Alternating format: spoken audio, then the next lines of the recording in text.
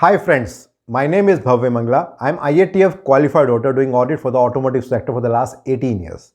I'm again back with a very interesting topic that what are the different ways of disposition for the non-conforming material.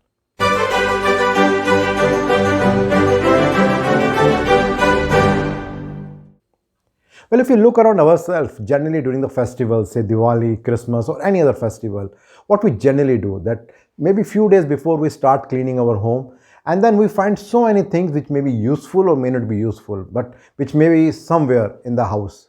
So either we start using those things, or maybe we scrap all those things, or we gift it to somebody else. Something similar is happening in the industry also when we talk with respect to the disposition. So, in journal, when we talk about disposition, primarily the meaning is that what to do with this non-conforming product that does not conform to the requirement, or maybe we can say that it is an outcome of the review process of the non-conformity, wherein we realize that something cannot be used. So there are 5 different ways which are specified in ISO 9001 as well as IATF 16949 in clause number 8.7 about that.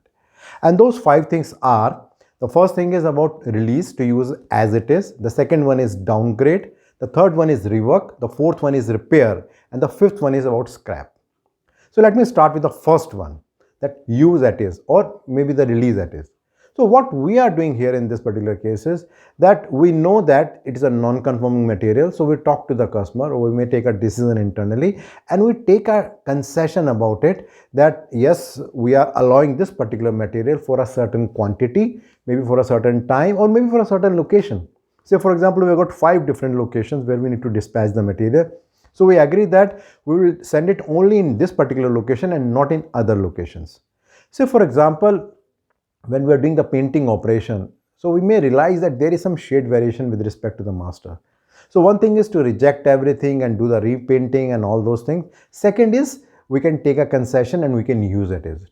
Something similar also happen with different chemicals that are being used in the factory. They've got a certain shelf life, 3 months, 6 months, 9 months. So at times there is a possibility that it is going out of the shelf life. Now what to do with respect to that? So at that time also we take some concession so that we can use as it is, maybe after doing some trials and all that. The second thing is downgrade.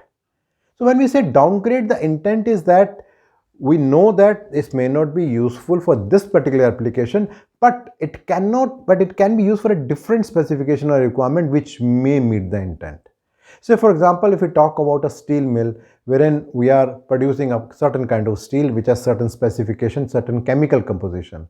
Now if it is not meeting that, now one thing is that the entire material is coming back to the factory and we are rejecting it and doing something. Second is that we can downgrade it and we can use it for some other application which may be actually required by the customer. So in this case, either the organization will get the same cost or maybe certain lower cost, but still it is a better thing rather than getting everything rejected. The third thing is talking about the rework.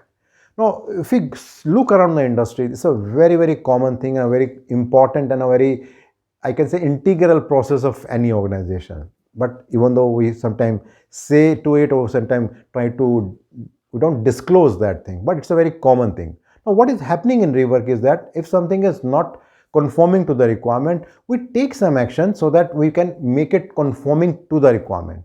Now, it means that it may not be exactly identical with the original conforming product, but still it will fulfill the customer requirement.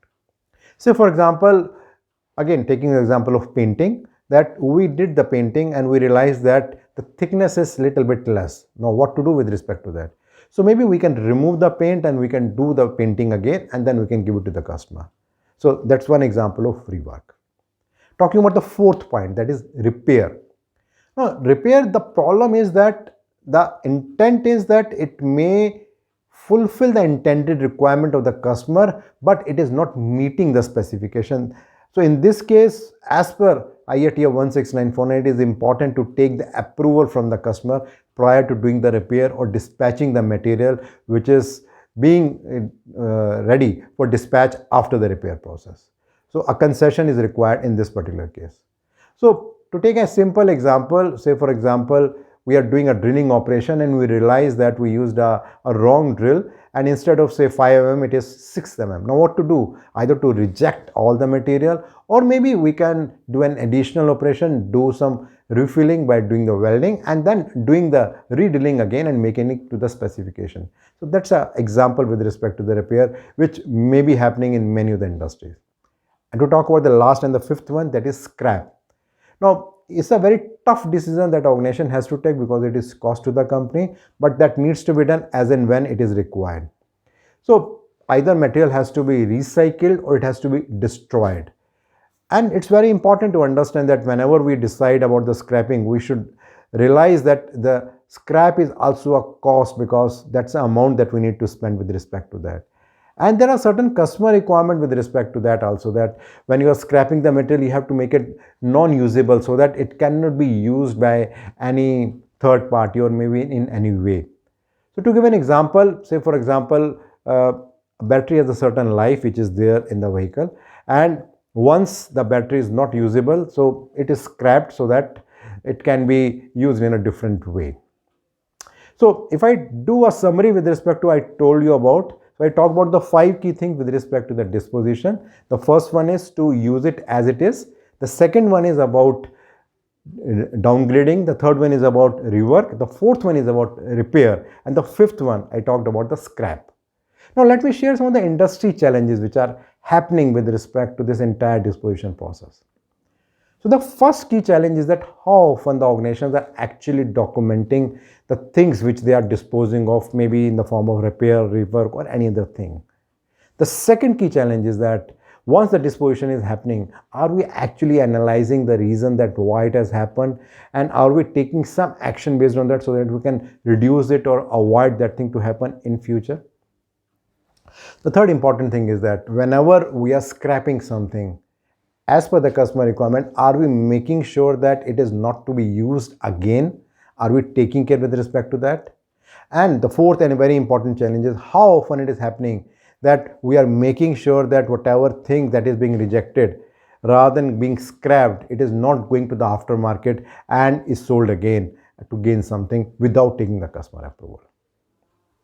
Well, my next video again will be in line with the same series, and there I'll be talking about 4M. What are the 4M, man, machine, material, method, and what are the changes that are with respect to that?